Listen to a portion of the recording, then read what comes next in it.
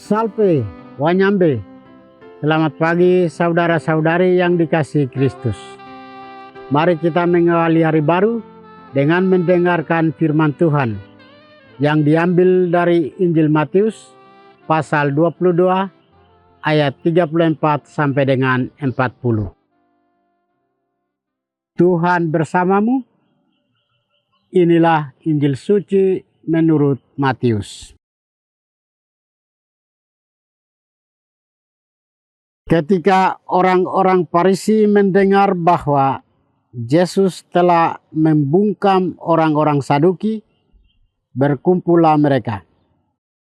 Seorang dari antara mereka, seorang ahli Taurat, bertanya kepada Yesus, hendak mencobai dia. Guru, hukum manakah yang terbesar dalam hukum Taurat? Yesus menjawab, kasihilah Tuhan Allahmu dengan segenap hatimu, dengan segenap jiwamu, dan dengan segenap akal budimu. Itulah hukum yang utama dan yang pertama. Dan hukum yang kedua, yang sama dengan itu ialah, kasihilah sesama manusia seperti dirimu sendiri. Pada kedua hukum inilah tergantung seluruh hukum Taurat dan kitab para nabi. Demikianlah sabda Tuhan. Saudara-saudari yang dikasihi Kristus, tema kita hari ini adalah kasih yang paling utama.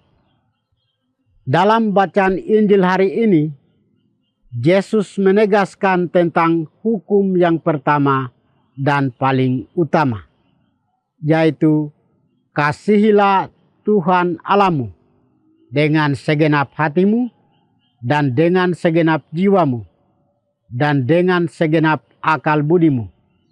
Dan hukum yang kedua, yang sama dengan itu ialah, kasihilah sesama manusia seperti dirimu sendiri.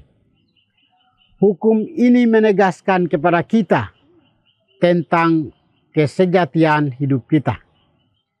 Kasih merupakan hukum utama dan pertama yang harus ditegakkan dalam kehidupan umat beriman. Yesus dengan tegas mengatakan itu kepada mereka yang mendengarkan pengajarannya itu. Dalam hukum kasih itu, Yesus menyebut 3 hal penting sebagai alat untuk mengasihi dengan benar, yaitu hati, jiwa, dan akal budi. Mengasihi bukan hanya sekedar teori atau kata-kata kosong, serta retorika belaka. Mengasihi sesungguhnya merupakan harmoni antara hati, jiwa, dan akal budi. Ketiga hal ini harus membuat seimbang dalam mengasihi Allah dan sesama. Orang-orang Farisi, Saduki, dan para ahli Taurat selalu saja mencobai Yesus.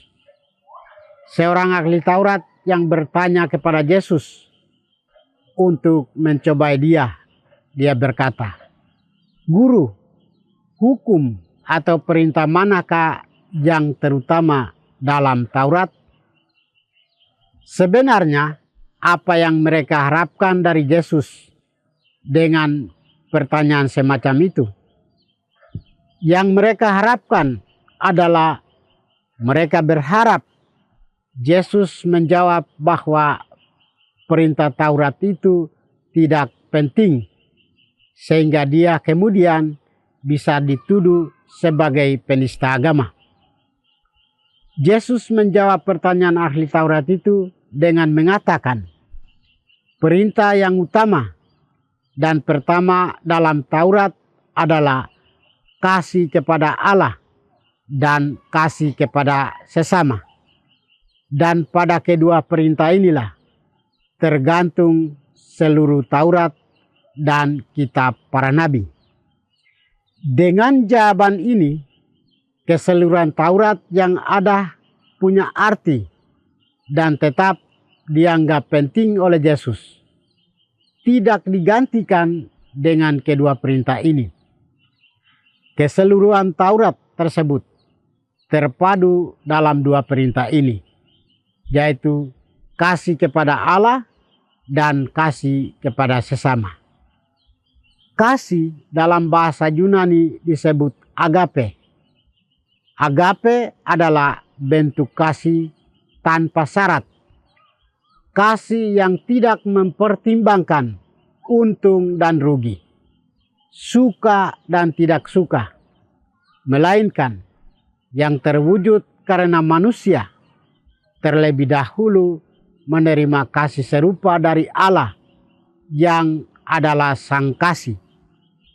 Pada dasarnya, kasih seperti ini yang membedakan sikap hidup para pengikut Kristus dengan mereka yang menolak Kristus.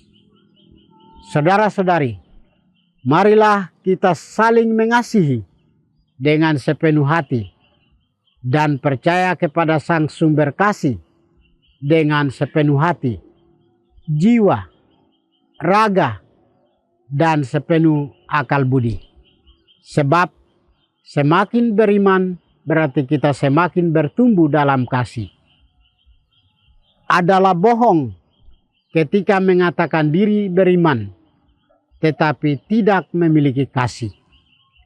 Maka Yesus bersabda, dan hukum yang kedua yang sama dengan itu ialah kasihilah sesamamu manusia seperti dirimu sendiri.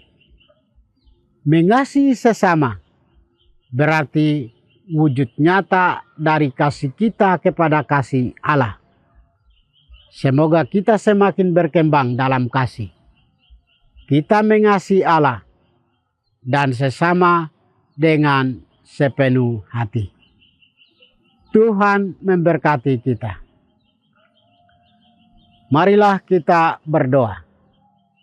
Tuhan, pagi ini kami kembali naikkan puji dan syukur kepadamu.